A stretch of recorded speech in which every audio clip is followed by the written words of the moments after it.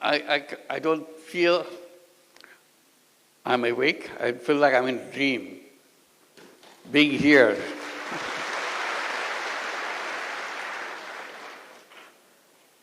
It's a stunning experience to come to such a prestigious, such an influential institution in the whole world. I admired from a distance.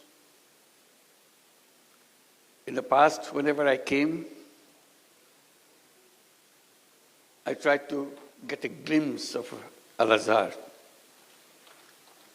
I just came through just watching from a distance. I didn't dare to enter. I was not familiar where to go. Today you bring me in. I'm here with the students and the faculty and the friends. It's an amazing experience, a lifetime experience for me.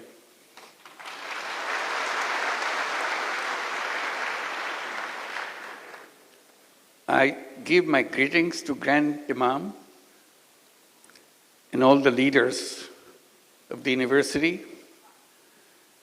When you are mentioning all the numbers, these are stunning numbers. I come from the academic background. I know what it means, how staggering those numbers are, how overwhelming the undertaking is. This is a memorable event for me, to see you, meet you physically, and even get a chance to talk to you. It's a rare, rare opportunity. As someone coming from academic world, it's always exciting to be with the students. That's what we do, that's what we live for.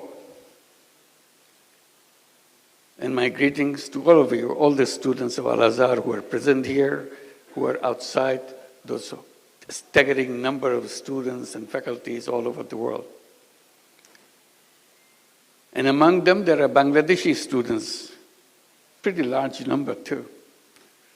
Can I see you with the Bangladeshi students? Will you please stand up to see? Wow, these are all Bangladeshi students. I should. Thank you.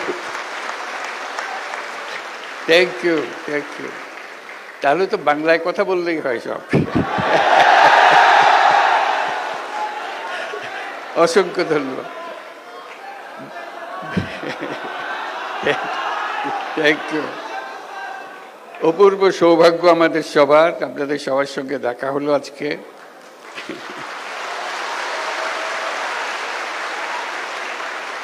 আমরা দেশের সবার পক্ষ থেকে আপনাদেরকে বিজয় দিবসের শুভেচ্ছা জানাচ্ছি।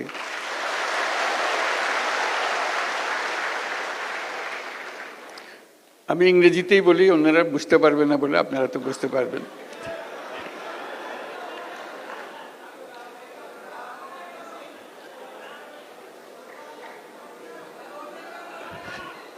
একটু পরে বাংলা বলবো, আগে ইংরেজিতে বলিনি কিছুক্ষণ।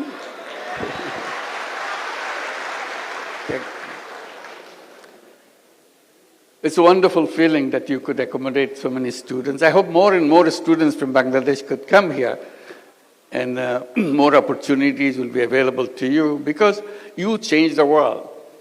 Coming to Al-Azhar gives you the perspective, give you the knowledge, give you the willingness to do things which is good for humanity, not only in Bangladesh, globally. So that's your role. You are not limited to a particular country. You are limited for your service is for the whole world, for all humanity. I have to catch a flight right after this, so I have to be brief, and I'll try to share my experiences, what I did as a teacher, what I was trying to do, because this opportunity to interact with the students give me this opportunity to share what my efforts were, initiatives were. My experience in the University of Chittagong began 53 years back, as Bangladesh became just independent country at that time. I came back from the United States where I was teaching. Bangladesh today and Bangladesh 53 years back are completely different.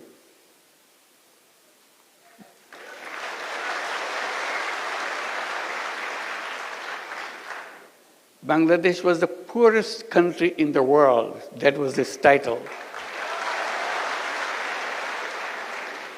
This is not something make you feel encouraged that you are a citizen of the poorest country in the whole world. 86% of the population of Bangladesh were under the poverty line. And you see poverty everywhere. And that war of liberation made it worse, because all the roads were broken, all the bridges are torn apart because of the war of liberation. People's life became very, very difficult. And as I was teaching, trying to see what can be done to make sure the people who live around the campus are reached out to. Because I was campaigning within the faculty of the university saying, if university is the reservoir of all the knowledge of the world, it doesn't matter where it is located, whether it's in the poorest country or the richest country, university is supposed to be the reservoir of all knowledge. And that's what Chittagong University should be too, as a reservoir of all knowledge. My question to the faculty was, if it is the reservoir of knowledge, should it be just limited to the walls of the university? Or should it be available to the people who live around the campus? That became a big debate. And I was campaigning that knowledge is no good if it is not useful for people. So if the university has knowledge, it must reach out and touch the lives of the people who were around it and beyond. And that's what this whole meaning of having an university. So we're trying to see, I was trying to see, not many people paid attention to it. What can be done? And then terrible thing happens in Bangladesh. Terrible, terrible thing. Worst thing that happened to our life in the history of Bangladesh. In 1974, we were hit by a famine. And Bangladeshi students probably heard about it, but others may not. An enormous number of people were dying of hunger throughout the country. You literally see dead bodies on the street every day. They died not because they had some any disease. They died because they couldn't eat. They didn't have enough to eat. And dying by hunger is the most painful way to die. Death approaches very slowly. The day you die, the moment you die, you cannot distinguish, nobody can distinguish at what point you are alive, at what point you are dead. It's a very slow-moving process.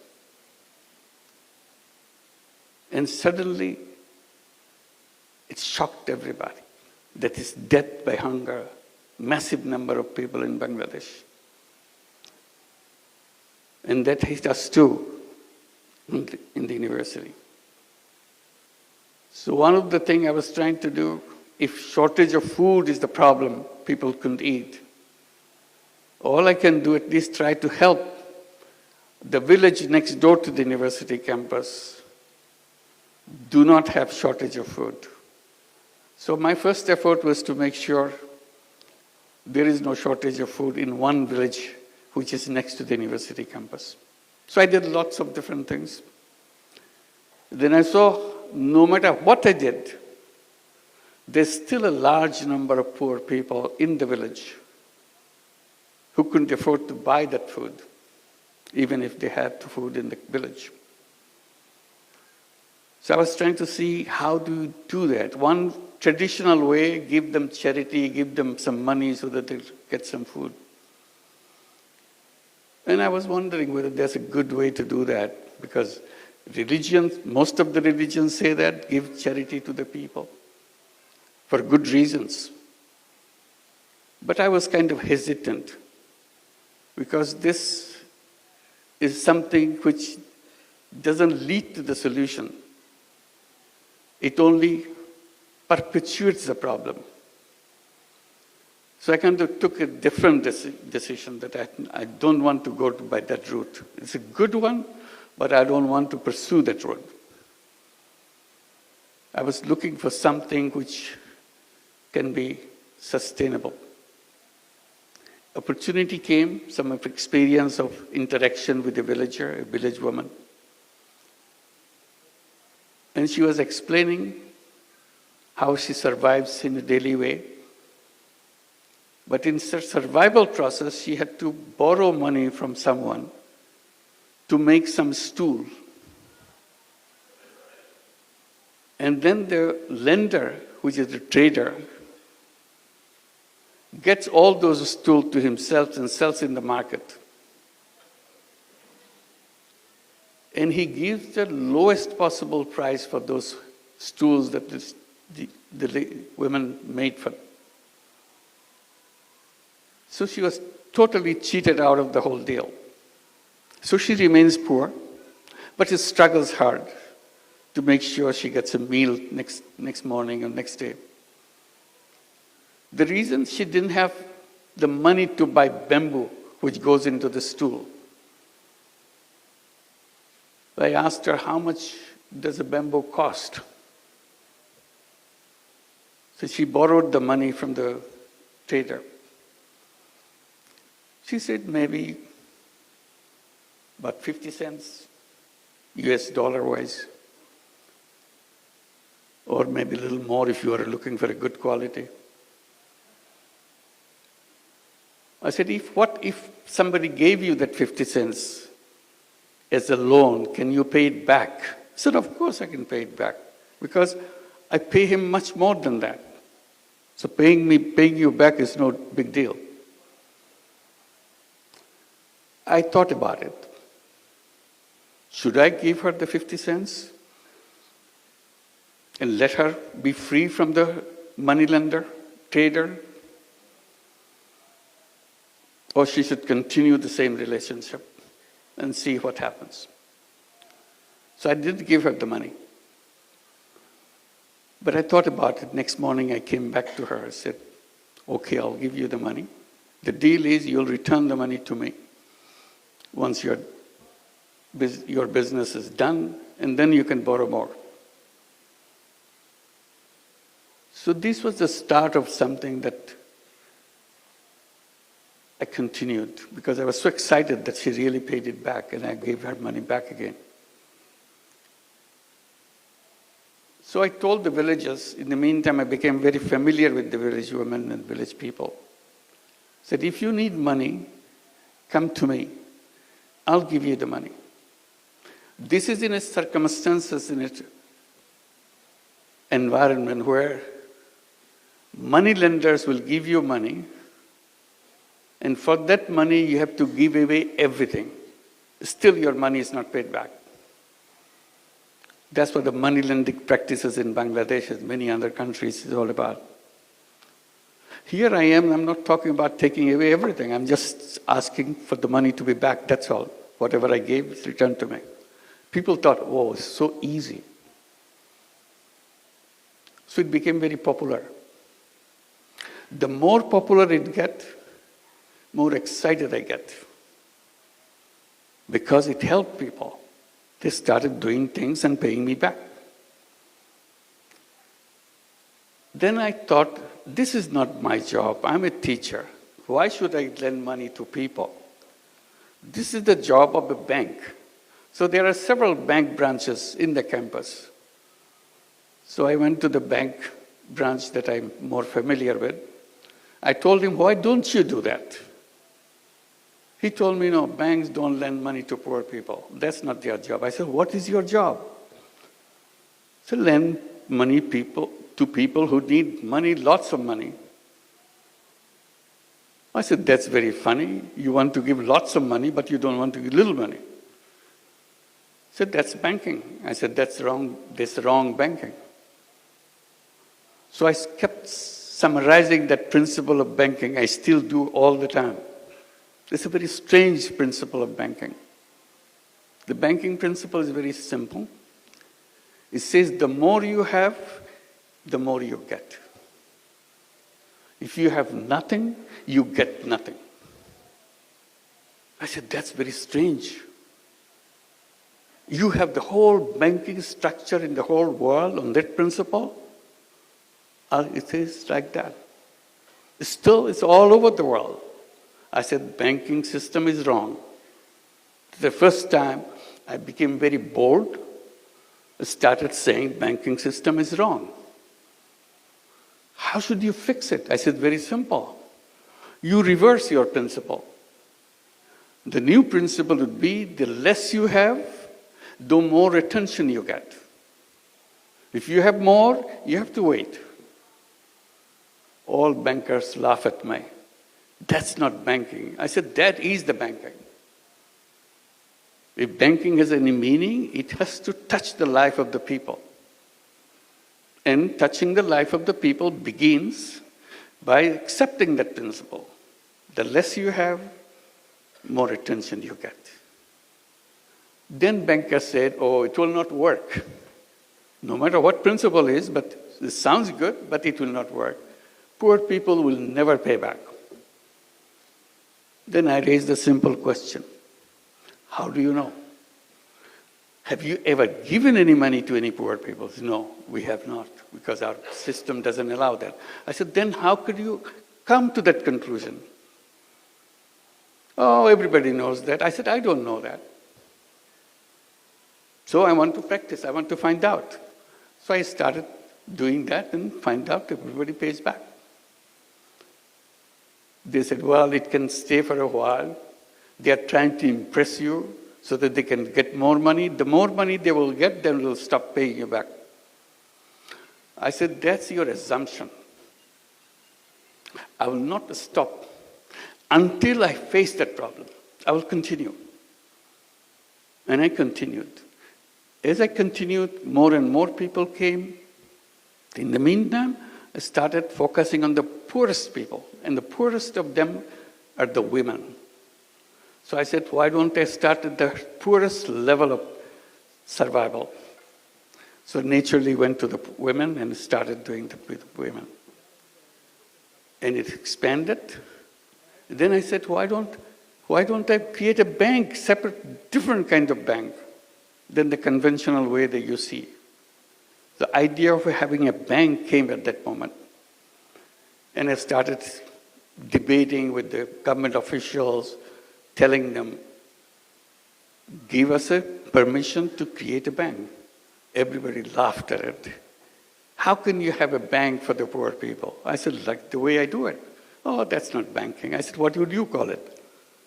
Banking is about lending money and getting money back and running a sustainable organization. It's a business organization. Nobody believed that. Finally, after many years, I got the permission to create a bank. I called it Grameen Bank or Village Bank and continued to expand. And that became a story after that. So this is how an idea came to challenge an institution. The reason I'm telling this story in details, unless you challenge, nothing will happen. The world will remain the way it is.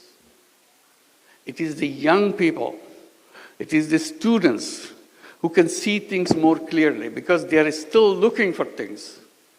And that's what you are. Looking for things to do. Looking for changing people's life. Looking for changing the whole world. If you stay where you are, repeating the same thing over and over again, world will remain where it is. And then I came with the idea that I started telling about. I said, not only you challenge, you dream, you imagine. Imagination is a big power. That's very funny. It doesn't cost you anything to imagine. You can imagine anything you want. Imagination doesn't have any limit. But it is the fundamental thing to lead you to change. If you don't imagine, it will never happen. It's a very funny thing. If you don't imagine, it will never happen. But if you imagine, it has a big chance of happening. So I encourage everybody, all my students, people that I meet, make imagination. Imagine things. Things which are absolutely impossible. Imagine that. And if you keep on imagining, it will happen. So while I do the thing in Grameen Bank and people say it will work in Bangladesh, it will not work anyplace else, it started spreading in other countries. It even came to Egypt. We started some programs in Egypt.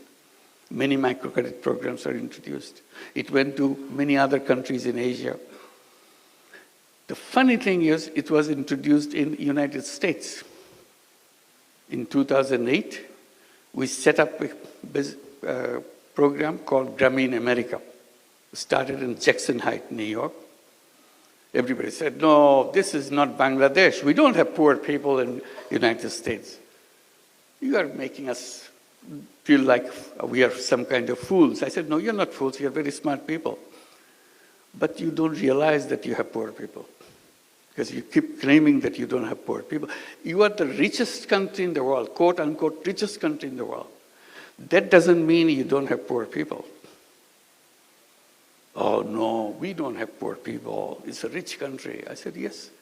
Then I asked the question, do you have welfare program in your country? Oh yes, it's a very rich program. We have lots of people. We take care of all the people. We give them monthly check every month so that they can buy their whatever their family needs are, so that they can take care of themselves, their children. A check every month, welfare check. I said, you know what? Every family, every person that you are giving a welfare check is a poor person by your own recognition, because they cannot afford to maintain their life by themselves. So you are giving them money from the state. They are poor, but you are claiming they are not poor. You are hiding poverty. Anyway, this debate went on, but in the meantime, Grameen America started expanding. Now it works in 35 cities in the United States. It lends out about $2 billion a year. In a couple of years' time, they will be distributing $3 billion and $4 billion. This is the path it has took. And the amazing thing, repayment rate is absolutely near 100%. Never changed. So you challenge something, and people say it cannot work. Okay, it can work in Bangladesh. Bangladesh is a funny country. Anything can go. But it will not happen in any other countries. Now it's all over the world.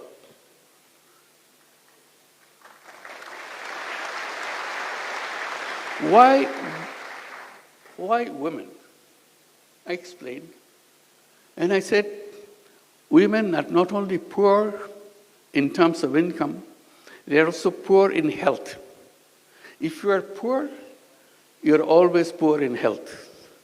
If you are a poor woman, then all the diseases of the world is heading for you. That's the situation of poor women. So along with microcredit, all the loans that we give, savings that we take, we started looking at the condition of healthcare of the poor women. So we built up a whole healthcare program. We have healthcare program in every village so that we can take care of all the women. We have over 10 million borrowers, meaning 10 million women in our system, in the Grameen Bank in Bangladesh. So there's lots of people needing healthcare. So we introduced our healthcare system, and it worked very well. And we created many other systems to help the poor people. And people say, why are you doing all these things? Why don't you leave it to the state to take care? I said, look, the state government can do whatever they can do, but every citizen has a right and obligation to do what he or she can do. So we are simply using our right to make sure we make life for other people better. That's what we are doing. But you're doing it in a bit, you are charging people fee, you're charging people money to run this. Why don't you do it as a charity? I said, I'm always trying to stay away from charity, but charity has one limitation. Charity is a wonderful word, wonderful idea, because that's where only place where poor people could survive, charity. I said, I am saying that it can be done in another way. Because charity, when it goes, helps people, it does help people. But money that goes, it never comes back. So you have only one-time use of your money.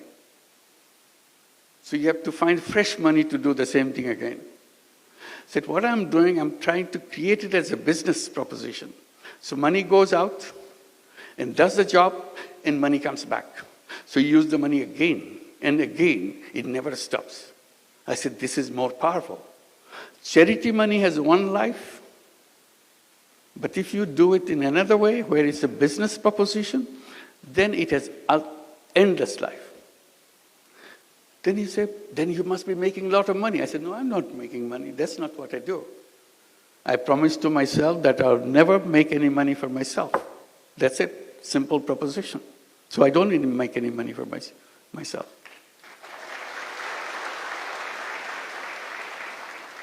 Then why are you doing like this? This is not a business then. I said, it is a business. See, we're conflicting. In our classroom, we are told if you are in a business, you have to make money. And the best sign of a good business is to make the profit as high as possible. Profit maximization principle. See, I got stuck with this now. Profit maximization principle. I said, well, that may be the one kind of business, but there are other kind of business. Oh, in our books, there is no other kind of business. There's only one kind of business. To profit maximizing. To maximize profit. I said, if you have only one kind of principle, then this is something missing. There should be in your textbook another kind of business. Business to solve problem of the people without making any money for yourself. Oh, we never heard of this because you never did that. I said, I'm doing it, I like it. They started a debate. Can this be a business? I said, of course it's a business. Business means you sell something, you produce something, sell something, and get your money back and have a surplus. In my business, there is a surplus. There's no question about it. But I don't want to take it myself. That's the only thing. The rest of it's the same. Why didn't you want to take money for yourself? I said, that's my decision. That's all. You don't question that. If you like it, you should do it too. It's fun to do that. It's a big controversy in economics classes and conferences, debate, can this be a business? I'm saying this is a business, as business as anything else. So finally I have to give it a name. I started calling it social business. Defining as a business to solve problem without financially benefiting by yourself. So surplus stays with the business and expands the business. We took this principle and expanded, creating many, many other businesses. And funny thing, we came up with an idea. Well, government was giving licenses to telephone services. But in Bangladesh, in many countries, I'm sure Egypt did the same thing. At one point of time, very few people had telephones. It was a government service and very inefficient. Maybe 100,000, maybe something like that. That's the total number of telephones in the whole country. So that's when the mobile telephone idea came, and it's got introduced in other countries. Bangladesh wanted to give a license, give licenses for setting up mobile telephone companies. We looked at each other. What does it mean?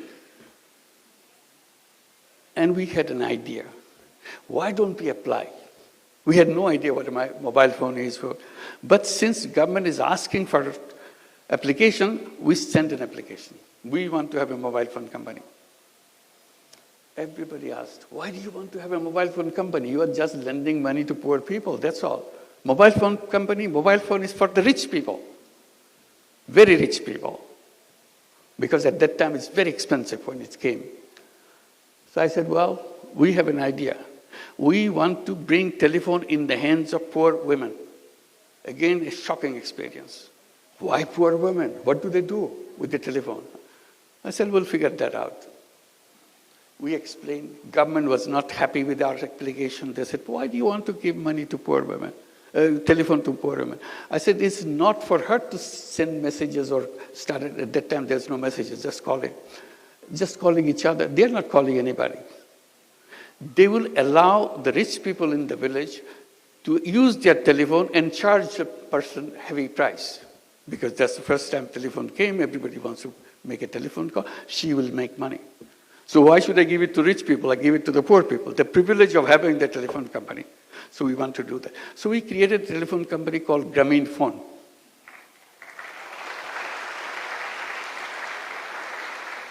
Government official asked, you said your women are illiterate. I said 100%. All our women are illiterate.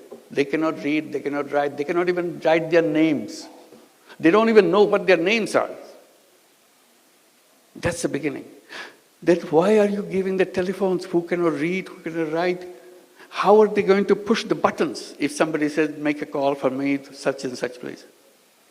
I said, you underestimate poor people. If they find out pushing those numbers bring them money, they will learn it in 10 minutes. There are only 10 numbers in the whole world. So if those numbers bring money, they are smart people. The poor people are poor, but they are not dumb people. They are very smart people. That's how they survive. And literally they did that.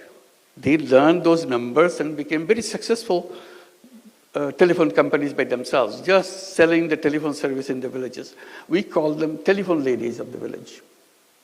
Very soon we had 1 million telephone ladies selling services all over Bangladesh. Grameen Phone became the largest telephone company in the country, still the largest company in the country. The reason I'm telling this story is, you have to just twist a little bit. World changes completely.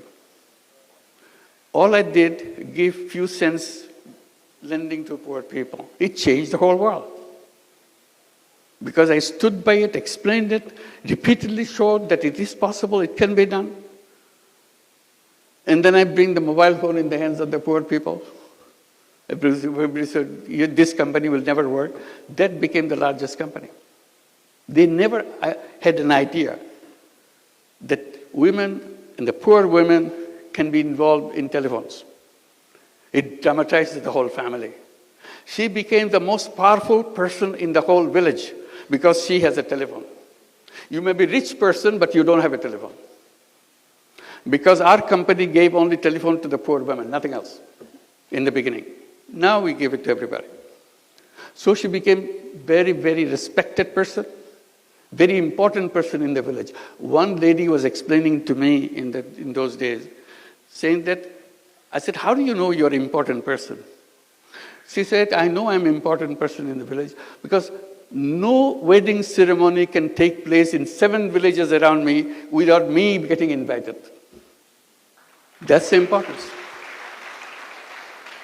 So it's powerful. It gave them power. It brought technology. Their children changed. We pushed these children to go to school. We gave them scholarships. From illiterate families, they went to universities. They got their PhDs. Many of them became doctors, engineers. I said, there's nothing wrong with the children of poor families. Simply, they didn't have enough finance to go through the school system. After they go to the school system, they're as good, even better. They're topping the class. So it's about perception, how you look at the world, what you want to do with the world. So now I talk about creating a new world. I call it world of 3 zeros.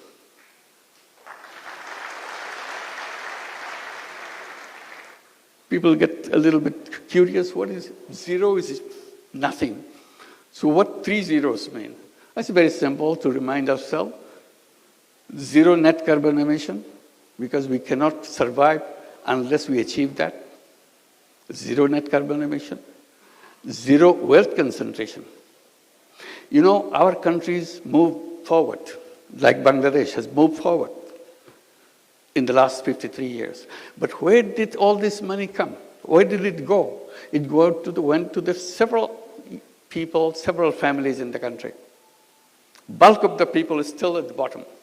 Their conditions slightly improved, but not what the richest people in the country is. All the wealth goes in one direction. In every system, in every country, wealth gets concentrated in the hands of 10%, 12% of the population of the country, and the rest is still struggling. So I said, that's not right. So we have to address this question of wealth concentration. That's where the social business comes. If you introduce social businesses, there is no wealth concentration because money is not going to one place. Money is just circulating, and you are not taking any part of the profit that you make. So I said the future of the world is having more and more social businesses. Everybody says, social business is a funny concept, it will not go anywhere.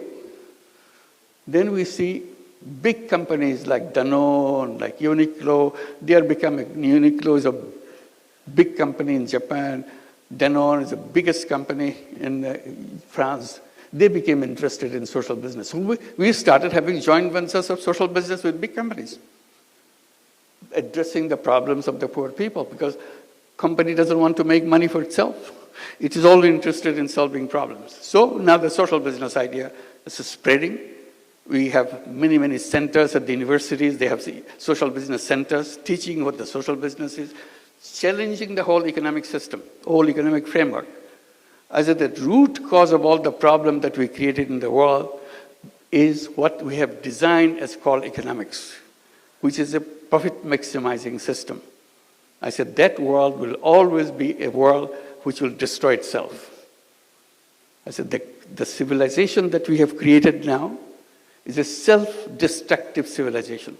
It will destroy itself. Nobody can save it. I repeat, this civilization is a self-destructive civilization. Either we'll be hit by all the problems we created, the environment and the climate will kill us, or wealth concentration will kill us. All the wealth will go to a few people on the top. The rest of the people will not have nothing. So that society is not tenable. Unless you are sharing the world, society cannot function. And the last one is zero unemployment. That's very interesting. It came because of my experience with microcredit. I said all human beings are born as entrepreneurs, not job seekers. But economics teaches us, get ready, get a good degree, get a good education, get to the best university, so that you get a best job. I said job is a wrong idea, absolutely wrong idea.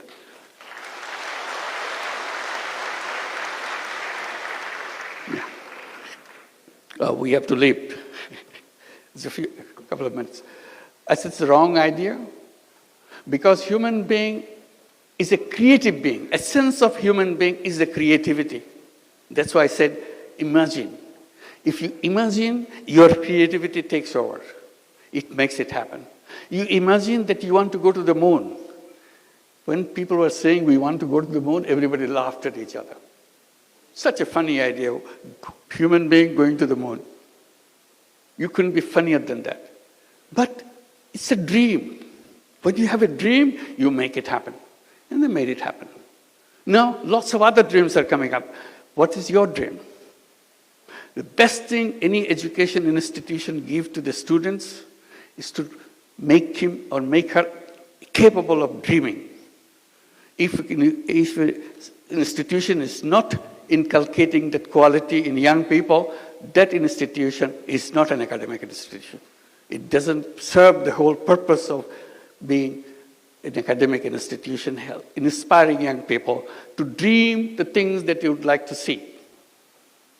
Once you dream, it will happen.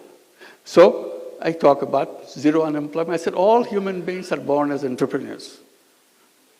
Job is the legacy of slavery. We don't want slavery. We don't want to be slaves. But the education system forces us to do that, because they say you need a degree, you need a piece of paper. Because if you produce a piece of paper, you get a job. I said, I want to create an education system where we don't need a piece of paper. We don't need a degree to show it to somebody. I use the knowledge to change the life of the other people, change the life of any people. That's what entrepreneurship is all about. And entrepreneurship is not about making money. Entrepreneurship is about changing the life of the people. So if you can create a society, create a world of 3 zeros, zero net carbon emission, zero wealth concentration, zero unemployment, we create a new civilization. That's the challenge. That's the task that we have. এই কথা বলার জন্যই আপনাদের কাছে আজকে আসলাম। আপনাদের